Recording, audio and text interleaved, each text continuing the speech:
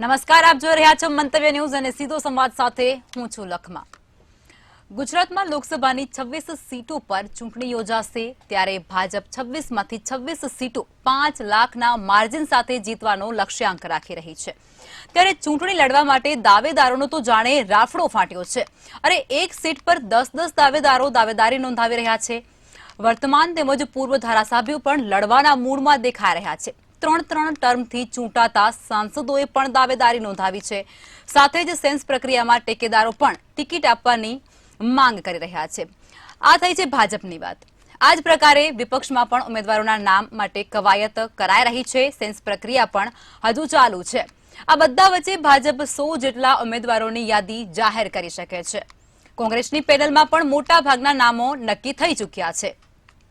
તડામાર તૈયારીઓ વચ્ચે જે માહોલ અત્યારે જામ્યો છે તેના પરથી લાગી રહ્યું છે કે ટૂંકમાં ટિકિટોની તડાફડી તો છે જ। અને એ જ મુદ્દે કરીશું આજનો સીધો સંવાદ।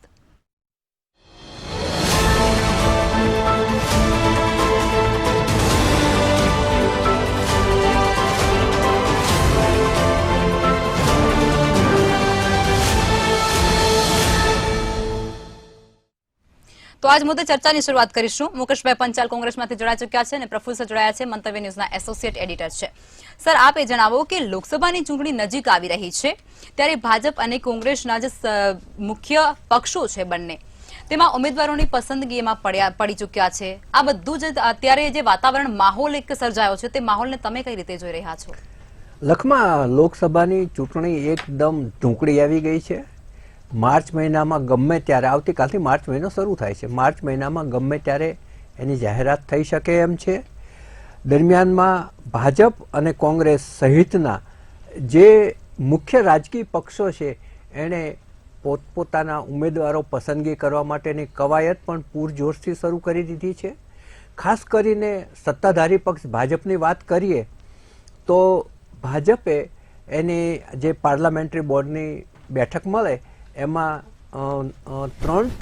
એક બેઠક પર 3-3ના નામો નક્કી કરીને પેનલના નામો દિલ્હી ખાતે કેન્દ્રીય મોવડી મંડળને મોકલી આપ્યા છે। કેન્દ્રીય મોવડી મંડળની આજે બેઠક મળી હતી। વડાપ્રધાન શ્રી માનનીય નરેન્દ્રભાઈ મોદી, ગૃહમંત્રી શ્રી અમિતભાઈ શાહ, નડ્ડાજી વગેરેની ઉપસ્થિતિમાં આજે નામો પર ચર્ચા થઈ છે અને ગમે ત્યારે દેશના જુદા જુદા રાજ્યો સહિત ગુજરાત સહિત 100 નામોની જાહેરાત થઈ શકે તેવી પરિસ્થિતિ ભાજપમાં આજની તારીખે આકાર લઈ રહી છે।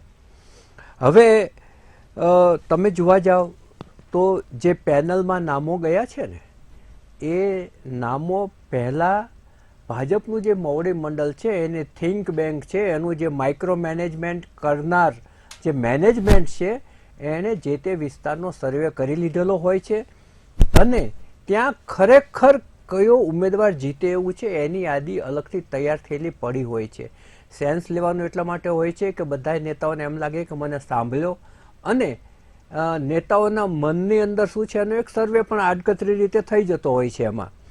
હવે એ જે એના કેટલાક પેરામીટર્સ પણ નક્કી કરેલા હોય છે કે જેમ કે કયો ઉમેદવાર 100% જીતે એવો છે એ ઉમેદવાર, કઈ જ્ઞાતિ સમાજનો છે અને એ સમાજનું કેટલું વસ્તીની દ્રષ્ટિએ બાહુલ્ય છે અને એ સમાજની અંદર જે ઉમેદવાર નક્કી થયેલો છે એ કુટુંબની કેવી ઇજ્જત અને આબરૂ છે એ આખું એક નક્કી કરનારું એક બહુ મોટું પેરામીટર્સ છે। આ ઉપરાંત એ કેટલા નાણાં ખર્ચી શકે તેમ છે, કેમ કે હવે ચૂંટણી છે એ ખૂબ જ ખર્ચાળ થઈ ગઈ છે। ચૂંટણી પંચમાં જે હિસાબો આપવાના હોય છે એ ઘણા બધા સીમિત હોય છે, એ ઉપરાંત ઘણો બધો ખર્ચો થતો હોય છે। પછી એનું એજ્યુકેશન કેટલું છે અને રાજકીય અનુભવ કેટલો છે।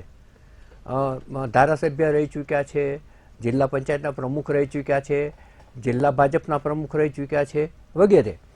પછી ગુનાખોરી કે ભ્રષ્ટાચારમાં ક્યાંય એમનું કે એમના કુટુંબનું નામ સંડોવાયેલું નથી કે જેથી કોઈ મુશ્કેલી ભવિષ્યમાં ઊભી થાય। આ બધા જ પેરામીટર્સ છે એ ધ્યાને રખાતા હોય છે। હવે તમે બીજેપીની આખું જુઓ તો 2014 અને 2019માં 26માંથી 26 બેઠકો એમણે મેળવી છે। એ પહેલાંની 2009માં કોંગ્રેસ પાસે 11 બેઠકો હતી, એ 11 બેઠકો છેલ્લા 2 ઇલેક્શનમાં ગુમાવ્યા પછી કોંગ્રેસ પાછું કશું મેળવી શકી નથી હજુ સુધી. તો હવે તમે જુઓ કે 15 મહિના પહેલા વિધાનસભાની ચૂંટણી થઈ, એમાં 182 માંથી 156 બેઠકો ભાજપે અંકે કરી લીધી, કોંગ્રેસને માત્ર 17 બેઠકો મળી. પહેલી વખત આટલું કંગાળ પરિણામ આવ્યું ને એમાંથી પણ 2 ઓછા થઈ ગયા. હવે તો 15ની સંખ્યા જ રહી છે. હવે જે રીતે ભાજપે એના ઉમેદવારોની પસંદગીની પ્રક્રિયા ચાલુ કરી છે, એ રીતે કોંગ્રેસે પણ એની કવાયત હાથ ધરી છે. સેન્સ લેવાની પ્રક્રિયા ચાલે છે. દરમિયાનમાં રાહુલ ગાંધીની ન્યાય યાત્રા પણ ગુજરાતમાં આવી પહોંચવાની છે, એની તૈયારીઓ પણ સમાંતર ચાલી રહી છે.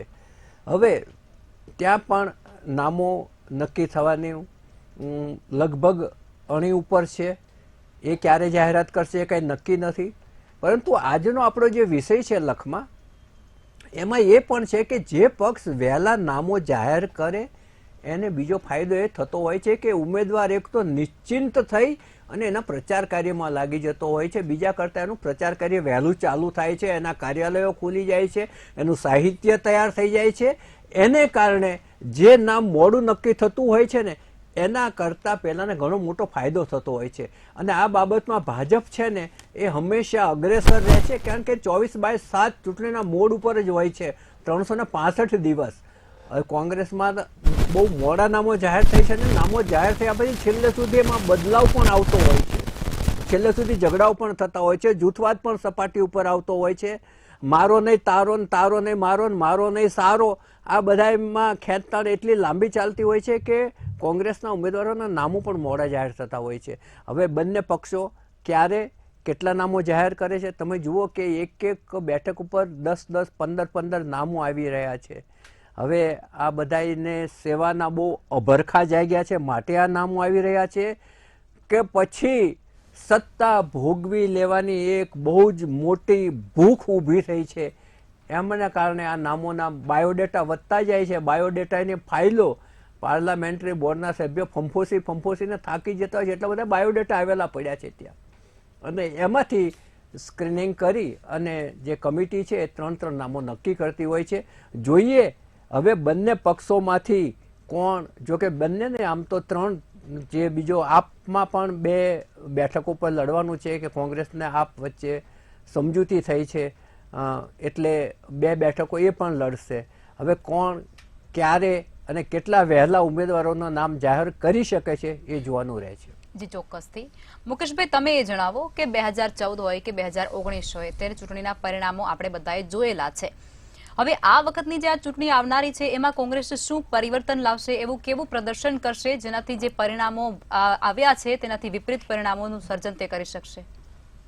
વિપરીત એટલે પોઝિટિવલી સારા પરિણામો લાવી શકશે. એમ જો લખમાં એવું છે કે અત્યારે જે પરિસ્થિતિ છે ગુજરાતની અને દેશની, આમ તો ચૂંટણી તો દર 5 વર્ષે આવતી હોય, પરંતુ અત્યારે કોંગ્રેસ પક્ષની જો તૈયારીની વાત કરું ને તો લગભગ દરેક જગ્યાએ મોટા ભાગના જે પેનલો હોય ને એ તૈયારી થઈ ગઈ છે. પણ શું ફાયદો થશે ને કેમ અમે અમુક બેઠો આજે નક્કી થયું કે 10થી ઉપર બેઠકો જીતી શકીએ તેવો અમારો આશાવાદ છે. કેમ કે તમે સમજો કે 2014માં જ્યારે સત્તા સંભાળી લોકલાડીલા વડાપ્રધાનમંત્રીએ, ત્યારે એમણે એવું કહ્યું હતું કે બહોત હુઈ મહેંગાઈ કી માર, અબ કી બાર મોદી સરકાર, આવો એક નારો આપ્યો હતો. પણ હવે આજે 10 વર્ષે પ્રજા એવું કહે છે કે બહોત હુઈ મહેંગાઈ કી માર, અબ નહીં મોદીજી સરકાર. કારણ એવું છે કે આજે જ્યારે તમે આજે પાછી ટીવીમાં હું જોઉં છું લગભગ 1 મહિનાથી મોદી કી ગેરંટી છે આવો એક શબ્દ વપરાય છે.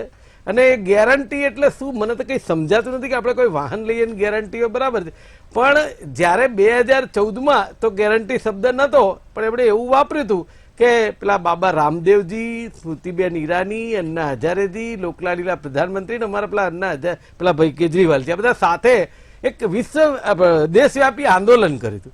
અને એમાં સ્મૃતિબેન તો ગેસનો બાટલો લઈને ફરતા કે 400 રૂપિયા બાટલો આપીશું, પણ કે આ એ સરકાર બદલ દો, ભ્રષ્ટાચારી સરકાર બદલ દો, આવી વાત કરતા. અને પછી જ્યારે સત્તા બદલાઈ ત્યારથી આજ સુધી આ 5માંથી એકેય દેખાતા નથી ને બાબા રામદેવ તો વેપારી થઈ ગયા અને સ્મૃતિબેન તો પેલી રાયબરેલી એ બાજુ જે કંઈ કરતા હોય કરે. પણ કહેવાનો મારો મતલબ એવો છે કે પછી 29માં પણ ચૂંટણી આવી લોકસભાની, તો આપણા લોકલાડીના પ્રધાનમંત્રી કે એમના ખાડા પૂરવામાં જ મને વાર લાગી, એટલે પાછા પ્રજાએ મત આપ્યા. તો 10 વર્ષ જેટલો તમારી પાસે પીરિયડ હોય, તમે 100 દિવસની વાત કરતા હોય અને છેલ્લે તમે પ્રજાની સાથે દ્રોહ જ કર્યા કરો, તો મારું ચોક્કસ માનવું છે કે દરેક વખતે ગુજરાતની કે દેશની જનતા તમને મત જ આપ્યા કરે, બરાબર? એવું ક્યારેય હોતું નથી. કારણ કે હાલની પરિસ્થિતિમાં તમે જુઓ, ખેડૂતોનું આંદોલન કગાર ઉપર છે કે ત્યાં સમયાંતરે એક મૃત્યુ થઈ રહ્યા છે, મોતને ભેટી રહ્યા છે. ગઈ વખતે જયારે ખેડૂતોનું આંદોલન હતું, 700 ખેડૂતોએ જીવની આહુતિ આપી. જી મુકેશભાઈ, આ બધી વસ્તુ આપણે સમજીએ છીએ, પરંતુ કોંગ્રેસ શું પરિવર્તન લાવશે આ વખતની ચૂંટણીમાં? એટલે કોંગ્રેસ એ પરિવર્તન લાવશે કે જે તમે 10 વર્ષના મોંઘવારી અને ભ્રષ્ટાચાર વધ્યો છે એ નાબૂદ કરી અને એક સ્થિર શાસન આપશે અને ઈમાનદાર, પ્રમાણિક, એવું નહીં રોજ ડ્રગ્સ પકડાઈને આપણે કહેવાનું કે જો અમે પકડીએ છીએ ચમરબંધીને છોડવા, એવું નહીં. 30 વર્ષથી દારૂબંધી છે છતાંય ગલીએ ગલીએ દારૂ મળે, એવું નહીં. માત્ર પ્રમાણિક. અને તમે જુઓ, આ અસલી નકલીની જે બેન વાત છે ને, એ બેન તમે બતાવેલી છે, અમે ડિબેટમાં ચર્ચા કરેલી છે. શું મુખ્યમંત્રીશ્રીને ખબર ના હોય? શું પ્રધાનમંત્રીશ્રીને ખબર ના હોય? મહાઠગ પેદા થઈ જાય, શું ખબર ના હોય? તો આ બધી વસ્તુના લેખાજોખા પબ્લિક તો 5 વર્ષે એના મતથી જ લેતી હોય છે. એટલે 150% આ વખતે પબ્લિક ભલે રામ મંદિરની વાત કરે, 370 ની વાત કરે, આપણી સાથે બીજેપીમાંથી હિરેનભાઈ કોટક પણ જોડાઈ ચૂક્યા છે. ભરમાશે નહીં. જી હિરેનભાઈ જોડાઈ ચૂક્યા છે. હિરેનભાઈ, તમે એ જણાવો કે અત્યારે ચૂંટણી નજીક આવી રહી છે, એક બેઠક ઉપર 10 થી પણ વધારે ઉમેદવારો છે તે પોતાની ઉમેદવારી નોંધાવી રહ્યા છે. તો આ અત્યારે જે ચાલી રહ્યું છે તે આને તો સેવા ભાવના કહી શકાય કે પછી સત્તા મેળવવાની લાલસા? તમારા મત મુજબ જણાવો. ભારતીય જનતા પાર્ટીમાં કોઈ પણ કાર્યકર ચૂંટણી લડી શકે એવી સક્ષમ સ્થિતિમાં આખા ભારતની વાત કરીએ તો ભારતના તમામ ભારતીયોમાં આ ક્ષમતા રહેલી છે. અને એ ભારતીયોમાંથી ખાસ કરીને જ્યારે ભારતીય જનતા પાર્ટીનું જે લક્ષ્ય છે રાષ્ટ્રને પરમ વૈભવના શિખર પર લઈ જવાનું, એ લક્ષ્ય સાથે ચાલતો કોઈ પણ વ્યક્તિ છે એ કોઈ પણ દાવાદારી કરી શકે છે અને સેવા માટે થઈને આગળ આવવાની આ ભાવના હોય છે. ભારતીય જનતા પાર્ટીમાં ચોક્કસપણે ઘણા વર્ષોથી આપણે એક વસ્તુ આપણે જોઈ રહ્યા છીએ, જે પ્રકારે સંગઠનની સ્થિતિ દિવસે ને દિવસે મજબૂત થતી જાય છે. માન્ય પ્રધાનમંત્રી નરેન્દ્રભાઈ મોદી સાહેબ જે રીતે વિશ્વના સર્વાધિક લોકપ્રિય નેતા બનીને આજે ઉભર્યા છે, જ્યારે ભારતીય જનતા પાર્ટીનો કાર્યકર છે એ વૈશ્વિક ફલક ઉપર ભારતનું નામ છે એ ગર્વથી લઈ શકે એ સ્થિતિ જોઈ રહ્યા છે. આપણે વિદેશમાં જઈએ છીએ, જ્યારે કોઈ પણ અન્ય રાષ્ટ્રમાં જઈએ છીએ, જ્યારે પણ અન્ય રાજ્યોમાં પણ જઈએ છીએ, ત્યારે ગુજરાતની સ્થિતિ અને ભારતની સ્થિતિ દેશની બહાર પણ આપણે જે રીતે મસ્તક ઉન્નત રાખીને આપણે જોઈ રહી છે. આ સ્થિતિના કારણે આજે ભારતીય જનતા પાર્ટીના તમામ કાર્યકરો છે એ આ વિકાસ યાત્રામાં જે પ્રકારે દેશને ઉન્નત શિખર પર લઈ જવા માટે થઈને એ સ્વાભાવિક રીતે તત્પર હોય, એ સ્વાભાવિક છે. ભારતીય જનતા પાર્ટીમાં જ્યારે પણ કોઈ પણ આ જ પ્રક્રિયા સૌથી અગત્યની છે કે જ્યારે પણ જે કોઈ પણ વ્યક્તિ ચૂંટણી લડવા માંગતા હોય તો એ ચોક્કસપણે આગળ આવી શકે છે. ઘણા બધા લોકોએ જ્યારે દાવેદારી નોંધાવી હોય એવી જગ્યાઓની વાત કરીએ તો એમાંથી ઘણા બધા એવા તમે કાર્યકરો જોઈ શકશો કે જેમણે એમનું આખું જીવન છે એ ભારતીય જનતા પાર્ટી માટે, આ દેશ માટે થઈને ખપાવી દીધું છે. તો સ્વાભાવિક પરિસ્થિતિ છે આ. પરંતુ અગત્યની બાબત એ છે કે જ્યારે પણ કોંગ્રેસના નેતાઓ, કોંગ્રેસના પ્રવક્તાઓ માન્ય પ્રધાનમંત્રીશ્રીને લોકલાડી એક તરફથી કહી રહ્યા હોય અને એક તરફથી સતત ગાળોનો વરસાદ વરસાવી રહ્યા હોય, ત્યારે એ વાત ખાસ કરીને એક આંતરમુખી બની અને વિચારવા જેવી બાબત એ છે કે ભારતીય જનતા પાર્ટી માટે જ નહીં, ભારતીય જનતા પાર્ટીના સમર્થકો માટે જ નહીં, પરંતુ ભારત અને સમગ્ર વિશ્વ માટે જે લોકલાડીલા છે એવી વ્યક્તિ માટે થઈને જ્યારે કટુ શબ્દોનો પ્રયોગ થાય છે ત્યારે સ્વાભાવિક રીતે કોઈ પણ વ્યક્તિને એ માઠું લાગી આવે. પરંતુ એની તરફ જોયા વિના ભારતીય જનતા પાર્ટીના કાર્યકર છે એ માત્ર ને માત્ર પોતાના લક્ષ્ય તરફ આગળ વધે છે. અને એ લક્ષ્ય એટલે કે જે ભારતીય જનતા પાર્ટીએ, ભારતીય જનતા પાર્ટીની સરકારે, સંગઠને પણ જે પ્રકારે સેવા કાર્યો કર્યા છે, કપરા કાળમાં પણ સેવા કાર્યો કર્યા છે. જે કંઈ યોજનાઓની વાત કરીએ તો યોજનાઓની એટલી મોટી લાંબી યાદી છે કે એક ડિબેટ ટૂંકી પડે. અને 500 વર્ષ પછી ભગવાન શ્રી રામનું મંદિર અયોધ્યામાં આજે એક સમયે કોંગ્રેસના લોકો એમ પૂછી રહ્યા હતા કે તારીખ તો મળી ગઈ છે, પરંતુ હવે મંદિર ક્યારે બનશે? એ તારીખ પણ મળી ગઈ, એ મંદિર પણ બની ગયું. હવે એની સામે પણ વાંધો છે, સનાતન સંસ્કૃતિ સામે જે વાંધો છે, જે રાષ્ટ્રને તોડવાની વાતો કરે છે, એવા લોકો સાથે મળી અને જે પ્રકારે આગળ કાર્યો થઈ રહ્યા છે એ કોંગ્રેસના તમામ કાર્યો લોકોને કણાની જેમ આંખમાં ખૂંચી રહ્યા છે અને હૃદયમાં ચૂભી રહ્યા છે. જી ચોક્કસથી. મુકેશભાઈ જવાબ આપો. જો બેન, એવું છે, સૌથી પહેલા તો રામ મંદિરનો મુદ્દો છે ને એ સુપ્રીમ કોર્ટમાં હતો અને સુપ્રીમ કોર્ટમાં ચુકાદો આવે ત્યારે કોઈ પણ પ્રધાનમંત્રી હોય એને બનાવવો જ પડે. એમાં કોઈ શંકાને સ્થાન નથી. પણ છતાંય માનનીય લોકલાડીલા પ્રધાનમંત્રી શ્રીના કાર્યકાળમાં બન્યું તો આપણે એમને એ જ વખતે અભિનંદન આપ્યા છે. એમાં કઈ સવાલ જ નથી. એ ગુજરાતના છે, લોકલાડીલા છે. પણ એનો મતલબ એવો જરાય નથી કે તમે ગેરંટી શબ્દ વાપરો ને પૂરું ના કરો એટલે વિરોધ પક્ષ ચૂપ બેસી રહે અને તમને કઈ કહે જ નહીં, એવું ક્યારેય ન હોઈ શકે. બીજી વાત, લોકશાહીની વાત માનનીય પ્રધાનમંત્રી જ કરે છે કે દેશ કે અંદર લોકશાહી में विरोध पक्ष का होना जरूरी है. આ વાત માનનીય પ્રધાનમંત્રી શ્રીના શબ્દ છે સંસદમાં. તો પછી એક બાજુ તમે કોંગ્રેસ તોડીને તમારામાં ભેગી કરો છો, બરાબર છે. એક તરફ તમે એવું કહો મુझे कांग्रेस युक्त भाजप भारत करना है. આજે ભાજપ કોંગ્રેસ યુક્ત થઈ ગયું છે તો એ ક્યાં પ્રાસ બેસે છે? તમે જે બોલો છો એ પૂરું નથી કરી શકતા. આ વાત તો સીધી છે. હમણાં મેં બપોરથી જોયું છે, તમે જુઓ રાજકોટની અંદર આધાર કાર્ડ માટે મોટી મોટી લાઈનો છે સાહેબ. પોલીસ પ્રોટેક્શન ગોઠવવું પડ્યું, ત્યાં 9 સેન્ટરો બંધ છે. તમે સમજો આ પેટ પ્રમુખ ને મોટી ફોજ ને કાર્યકર્તાઓ ને આ બધું શેના માટે? ફક્ત મત લેવા માટે, ફક્ત ચૂંટણી જીતવા માટે ન હોઈ શકે. તમે આધાર કાર્ડ હોય, રેશન અમે બનાવડાયા સાહેબ, બોડકદેવ, થલતેજ, સોલા ગામમાં અમે સેન્ટરો મૂકી અને ઉભા રહ્યા. અમે હારીએ જીતીએ 2 નંબરની વાત છે, પણ અમે કામ કરતા હતા. એટલે એવું ના હોઈ શકે કે પેટ પ્રમુખો માત્ર મત લેવા માટે હોય.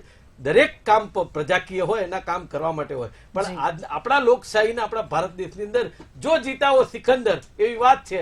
પણ એક વસ્તુ છે, જીવનની અંદર હંમેશા પરિવર્તન સંસારનો નિયમ છે. અને આ જે અહમ છે ને કે મોદી કી ગેરંટી હે, પણ તમે આ અહમ વાળા શબ્દો શેના માટે બોલો? આપણે કોઈ આપણા ઘરમાંથી પૈસા નથી ચૂકવતા સાહેબ. પ્રજા જે ટેક્સના પૈસા આપે છે ને એનો માત્ર તમે ને હું વહીવટ કરીએ છીએ. કોઈ પણ સરકારમાં આવે એ માણસ વહીવટ કરે છે, સારો કરો, ખરાબ કરો, ભ્રષ્ટાચાર વાળો કરો, જે કરો, પણ માત્ર વહીવટ કરીએ. એમાં આપણે ક્યાંય ભેટ નથી આપતા. મુકેશભાઈ, એ વસ્તુ ટૂંકમાં જણાવો કે અત્યારે જે ટિકિટ માટે પડાપડી થઈ રહી છે, એક જગ્યા પર 10 જેટલા ઉમેદવારો ઉમેદવારી કરી રહ્યા છે, આને તમે કઈ રીતે જુઓ છો? જુઓ, કોંગ્રેસની વાત કરો છો ને? કોંગ્રેસ ભાજપ બધા પક્ષો. ના, હું તો કોંગ્રેસની વાત તમને કરું કે ભાજપની તો મને ખબર નથી કે ત્યાં તો ભાજપમાં તો એવું છે ખાલી એ ટિકિટ માટે 10 ને 15 નામો આપી, બાકી બધું નક્કી જ છે 26-26માં. નહીં તો અમિતભાઈ જગ્યાએ ઉમેદવાર બીજો મૂકી બતાવે. પણ એ હવે એમનો વિષય છે. પણ જો તમે કોંગ્રેસની વાત કરી છે કે 10 ઉમેદવારો છે, 15 છે, તો બેન દરિયો હોય ને ત્યાં જ ઉમેદવારો હોય. પછી કે કોંગ્રેસ તૂટી ગઈ છે, ખલાસ થઈ ગઈ, ખતમ થઈ ગઈ, તો ઉમેદવારો ક્યાંથી આવે? એટલે આ વાત છે ને સદંતર ખોટી છે. હા, હંમેશા એક વસ્તુ નક્કી છે કે વિરોધ પક્ષને જયારે આજે 10 વર્ષ જેટલો પીરિયડ થઈ ગયો, 26 સીટ ભાજપ જીત્યું હતું, એટલે ક્યાંક ને ક્યાંક નાની મોટી ત્રુટીઓ અમારી પણ છે. અમે કબૂલ કરીએ છીએ, 2 કાન પકડી. એનો મતલબ એવો ક્યારેય નથી કે કોંગ્રેસ ખતમ થઈ ગઈ, તૂટી ગઈ. સાહેબ, આ વખતે 10 સીટથી વધારે સીટો ઉપર ગુજરાતમાં અમે જીતીશું અને ડંકાની ચોટ ઉપર જીતીશું. એટલા માટે કે રાહુલજીની 8 જિલ્લાઓમાંથી યાત્રા પસાર થાય છે. સાહેબ, કેટલો ઉત્સાહ છે તમે જુઓ. આખા ગુજરાતમાં જિલ્લેથી લોકો જ્યાં નથી ફરવાની ત્યાંથી પણ લોકો આવવા તૈયાર છે. આજે મિટિંગ હતી, હું સવારે 8 વાગ્યાથી હમણાં 6 વાગે આવ્યો. પ્રભારીની, પ્રમુખોની બધાની જે મિટિંગ હતી સાહેબ, એ લોકોનો ઉત્સાહ જોવો તો આપણને એમ થાય કે સાહેબ 28 વર્ષથી ગુજરાતમાં સરકાર નથી, પણ કોંગ્રેસનો કાર્યકર્તા અડીખમ છે. જે લઈ ગયા ને એ બધા નેતા છે, કોઈ કાર્યકર નથી. અને ગઈ વખતે જોયું હતું વિધાનસભામાં 17 જણા છે ને લઈ ગયા હતા, એમાંથી 15 જણા હારી ગયા હતા. આ છે ને પરિણામ આવશે, તમે જોયા કરો. જી ચોક્કસથી, બિલકુલ. હિરેનભાઈ, તમે એ જણાવો કે અત્યારે હાલમાં જે 26 જેટલા સાંસદો છે, બરોબર, તેમાંથી મોસ્ટ ઓફ એટલે ટૂંકમાં 18 સમથિંગની આસપાસ બધાના નામો ઉપર કાતર ફરવાની છે અને નવા નામોની જાહેરાત થશે, નવા લોકોને મળશે સ્ટેજ. તમે શું કહો છો? આ બધી વસ્તુને તમે કઈ રીતે જુઓ છો? એટલે ભારતીય જનતા પાર્ટીનો કોઈ પણ કાર્યક્રમ મેં પહેલા પણ વાત કરી એ મુજબ ચૂંટણી લડવા માટે સક્ષમ છે, સંસદ સભ્ય બનવા માટે સક્ષમ છે અને કોઈ પણ પદને શોભાવવા માટે, કોઈ પણ પદ ઉપર પહોંચી અને સેવા કરવા માટે સક્ષમ છે. હવે એ ભારતીય જનતા પાર્ટીનો આંતરિક બાબત છે કે સંગઠન દ્વારા નક્કી કરવામાં આવશે. જે સેન્સ લેવામાં આવી છે એના દ્વારા પણ નક્કી કરવામાં આવશે. જે લોકોએ પોતાના ઉમેદવારને નક્કી કરવા માટે થઈને જે સંઘર્ષ કર્યો છે, જે પ્રકારે જે કંઈ પણ કાર્ય કર્યા છે, એ તમામ કાર્યના આધારે કોઈ પણ ઉમેદવાર નક્કી થશે. હજુ સુધી એવું કોઈ પણ સ્પષ્ટ ચિત્ર હજુ સુધી છે નહીં અને એવું ક્યારેય હોતું નથી કે કોઈને રિપીટ ન કરવા કે કોઈને રિપીટ કરવા. એ બધી વસ્તુ માત્ર ને માત્ર જે સેન્સ આપતા હોય છે એ કાર્યકરોના હાથમાં હોય છે, એ પદાધિકારીઓના હાથમાં હોય છે. મારા માન્ય કોંગ્રેસ પ્રવક્તા મિત્રએ જે રીતે વાત કરી એ મુજબ એમના 3 શબ્દો ખાસ કરીને મારા ધ્યાનમાં આવે છે.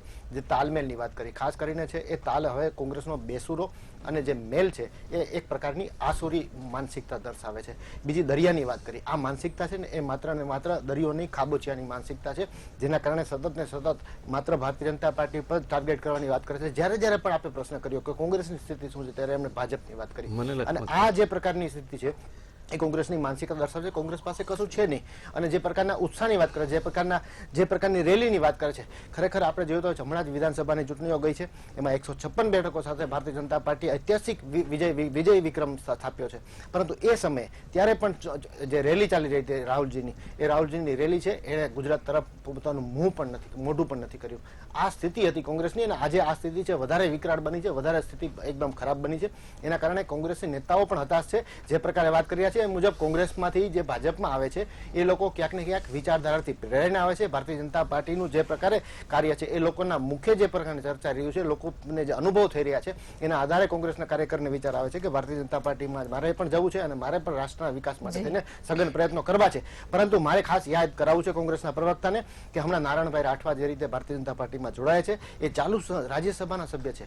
બીજું 5 ટર્મથી જે વિજેતા બન્યા હોય એવા વ્યક્તિ છે. સાથે એમની સાથે જોડાયેલા લોકોની સંખ્યા ખાસ યાદ કરી લેવી જરૂરી છે. જે બધા નેતાઓ નથી, કાર્યકરો છે, અદના કાર્યકરો છે, નાના કાર્યકરો છે, એમણે પણ વિચાર કર્યો. સામાન્ય નાગરિકો છે અને ભારતીય જનતા પાર્ટીની સરકારો દ્વારા થયેલી યોજનાના લાભાર્થીઓ છે એ 10,500 લોકોએ આજે કેસરીયો ખેસ ધારણ કર્યો છે. એ માત્ર ને માત્ર આ રાષ્ટ્રની સેવામાં સમર્પિત થવા માટે, રાષ્ટ્રની સેવામાં જોડાવા માટે તેને કર્યો છે.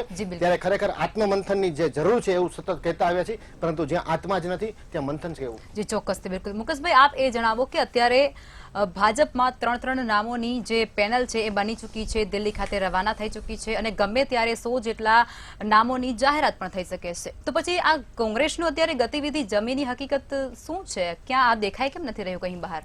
પેલી વાર્તા સાંભળી હતી કે કાચબો અને સસલું. કાચબો જે ગતિએ ચાલતો હતો, સસલું એટલું હશે કે આપણને હસવું આવી જાય. પણ જ્યારે ઊંઘમાંથી ઉઠ્યું ને ત્યારે કાચબો પહોંચી ગયો હતો, સસલું ત્યાં કૂદ્યા કરતું હતું. એટલે આ પરિસ્થિતિનું નિર્માણ અત્યારે કોંગ્રેસમાં છે એવું ચોક્કસ થઈ ગયું. બીજી વાત છે કે તમે એમ કહો છો કોંગ્રેસ ખતમ થઈ ગઈ, કોંગ્રેસ નાબૂદ થઈ ગઈ, કોંગ્રેસ પતી ગઈ, તો સવારે ઉઠીને લોકલાડીલા પ્રધાનમંત્રી હોય, એમના દિગ્ગજ નેતા હોય કે આ મારા મિત્ર હોય, આ બધા રાહુલજી કોંગ્રેસ સિવાય તો ઉઠતા નથી. મને નવાઈ એ લાગે છે. તમને એની યાત્રા તોય પેટમાં દુખે, તમને એની કાર્યશૈલી તોય પેટમાં દુખે. અરે પણ તમારી કાર્યશૈલીનું કરો ને, આધાર કાર્ડની લાઈનો લાગી દે, મા કાર્ડની લાઈનો લાગી દે, એની વાત તમે નથી કરતા પેટ પ્રમુખ સાથે. અને તમે રાહુલજીની ચિંતા કર. અરે રાહુલજી તો તીરની જેમ ચાલે છે, એકલો અટુલો માણસ આખી ફોજ લઈને જે ગાંવ જાય છે ને ત્યાં એક માણસ ગયો હોય કે 25 માણસ ગયા હોય ત્યાં 10,000 લોકો ભેગા થાય છે. શું એટલા માટે ભેગા થાય છે? અને તમે જે વાત કરી ને નારાયણભાઈ રાઠવા જેવા, સાહેબ તમે લોકોએ ત્યાં એમનું એક કૌભાંડ બહાર કાઢ્યું હતું. હવે તમે લોકોએ પાછું કૌભાંડ બહાર કાઢ્યું ને કે ગંગા છે આ તો, જેમ પેલા અજીત પવાર છે ને ત્યાં કે આપણા લોકલાડીલા પ્રધાનમંત્રીએ કહ્યું હતું કે અજીત પવાર જેલ જાયંગે. હવે ક્યાં જશે અજીત પવાર? લ્યો કયો કયા ડબ્બામાં ધોવાઈ ગયા? એટલે આ છે ને તમારી બે ધારી નીતિ પબ્લિક નહીં જોતી હોય, જનતા નથી જોતી. માત્ર તમે એમ કહો વૈશ્વિક વડાપ્રધાન ને અમે વૈશ્વિક પાર્ટી, અમે પેજ પ્રમુખ ને મોટી પાર્ટી. અરે ભાઈ પણ તમે પાછળ તો જુઓ. અને તમે જે કોંગ્રેસની વાત કરો વિચારધારાની નહીં, રાજ્યસભામાં સીધા એન્ટ્રી કોંગ્રેસના જે છે રાજ્યસભામાં સીધી એન્ટ્રી. મિલિંદ દેવરા હોય, અશોકસિંહ ચૌહાણ હોય કે કોઈ બી હોય સીધી નારાયણજી રાઠવાનું પણ જોઈ લેજો મારા મિત્ર તમે એ ક્યાં હોય છે. માત્ર વાતો તમારું નક્કી કરો તમે શું કરશો. કોંગ્રેસમાંથી જે જાય છે એનું તો નક્કી જ. જી મુકેશભાઈ, સર સમાપનમાં આપ એ જણાવો કે એક બેઠક પર 10 થી 15 ઉમેદવારો ઉમેદવારી નોંધાવી રહ્યા છે. આ સમગ્ર ઘટનાને તમે કઈ રીતે જુઓ છો? સત્તાની લાલસા કે પછી સેવા ભાવના? સૌથી મોખરે રહે છે સત્તાની લાલસા. સેવા શબ્દ છે હવે શબ્દકોશના 2 પૂઠા વચ્ચે કેદ થઈ ગયો છે. સેવા, સ્વસેવા, પદ સેવા નહીં, સેવા ખરી પણ એ સ્વસેવા. પરંતુ હવે એક આખું જે છે ને એક કોર્પોરેટ હાઉસ જેવું આખું થવા માંડ્યું છે. રાજકીય પાર્ટીઓ પણ પૈસાનો એટલો બધો જ વહીવટ થાય છે. ચૂંટણીમાં જે લખલૂટ ખર્ચાઓ થાય છે આ બધું આવે છે ક્યાંથી? અને જે લોકો ડોનેશન આપે છે એ શબ્દ પણ ખોટો છે. એ ડોનેશનનો ગુજરાતી કરો દાન, એ દાન નથી. હવે એ એક પ્રકારનું ઇન્વેસ્ટમેન્ટ છે. આજે હું મુકેશભાઈ ઉમેદવાર હોય અને એને હું 5 કરોડ રૂપિયા ડોનેશનમાં આપું છું, તે જીતે ત્યારે મને 50 કરોડની સહાય કરશે, એ મારા મનમાં લાલસા હોય છે, એ મારું ઇન્વેસ્ટમેન્ટ હોય છે. એ પ્રકારનું આખું વાતાવરણ થતું જાય છે. બધા જ આવા છે એવું કહેવાનો મારો મતલબ નથી, પરંતુ આ પ્રકારનું વાતાવરણ ક્રિએટ થઈ રહ્યું છે. હવે બંને પક્ષો છે એણે બને ત્યાં સુધી ચવાઈ ગયેલા નામોને બદલે નવા નામો પસંદ કરવા, યુવા નામો પસંદ કરવા એવી એક પદ્ધતિ અપનાવનાર છે. અને જે ચાલુ સંસદ સભ્યો છે એમાંથી ઘણા બધા નામો પર કાતર ફરવાની છે, એ એક હકીકત છે. હવે જે મુકેશભાઈ કહ્યું કે રાયબરેલીમાં સ્મૃતિભાઈ ઈરાની જે કરવું એ કરે, અરે તમારે યાદ જ ના કરે, તમારી વર્ષોની પરંપરાગત સીટ એ બહેને આંચકી લીધી, એને શું કામ યાદ કરો છો તમે? પ્રફુલભાઈ પણ એમણે વચન જે પ્રજાને આપ્યા હતા એ ભૂલી ગયા છે. તમે એક સીટ ઉપર રાહુલ ગાંધીને અને સોનિયાજીને હરાવા, પણ તમે આખા દેશની જનતાને છેતરી છે નથી કરતું. દેશની જનતાને છેતરી એમ નથી કરતું. હવે મને સમાપન કરી ના, દેવા એવું દો. નહીં. દેશની બીજી વાત- જનતાને છેતરી છે એનો જવાબ એમને આપવો પડશે. બીજી વાત- લોકલાડીલા પ્રધાનમંત્રીએ પણ આપવો પડશે કે બહોત હુઈ મહેંગાઈ કી માર, અબ કી બાર મોદી સરકાર. બીજી હવે વાત- પ્રજા કહે છે અબ નહીં મોદી બીજી સરકાર. બીજી વાત એ છે કે કોંગ્રેસના નેતાઓ અને કાર્યકરો સતત કમલમ તરફ જઈ રહ્યા છે. ગઈકાલે વોટ્સએપની અંદર એક મજાક ચાલુ થઈ હતી, કમલ કોંગ્રેસ, એક નવો શબ્દ આવ્યો. આ વોટ્સએપ વાળા બહુ ક્રિએટિવ માઇન્ડ વાળા હોય છે, યુનિવર્સિટી. એટલે આખો એક હવે હિરેનભાઈએ કહ્યું કે અમારું સંગઠન મજબૂત થતું જાય છે. પ્રફુલભાઈ, એક જ સેકન્ડ લઈશ ખાલી.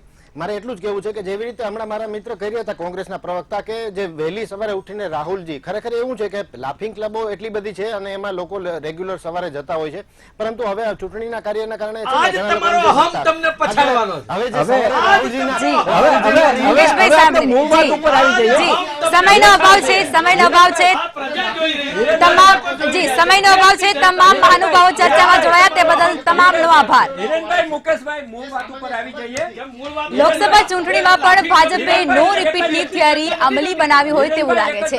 સાથે જ 18 જેટલા સાંસદોને ઘર ભેગા કરાશે તેવું પણ વર્તાઈ રહ્યું છે. હંમેશાની જેમ ભાજપમાં નવા ચહેરા અને મહિલાઓને ટિકિટ આપવામાં આવશે. ત્યારે આ માહોલ વચ્ચે કયા નેતાઓની લોટરી લાગશે અને કોનું પત્તું કપાય છે તે જોવું રહ્યું, અને કયા નેતાઓ ઘર ભેગા થશે તે પણ જોવું રહ્યું. તો આ સાથે ચર્ચાને સમાપ્ત કરીશું. કાલે ફરી મળીશું. નમસ્કાર.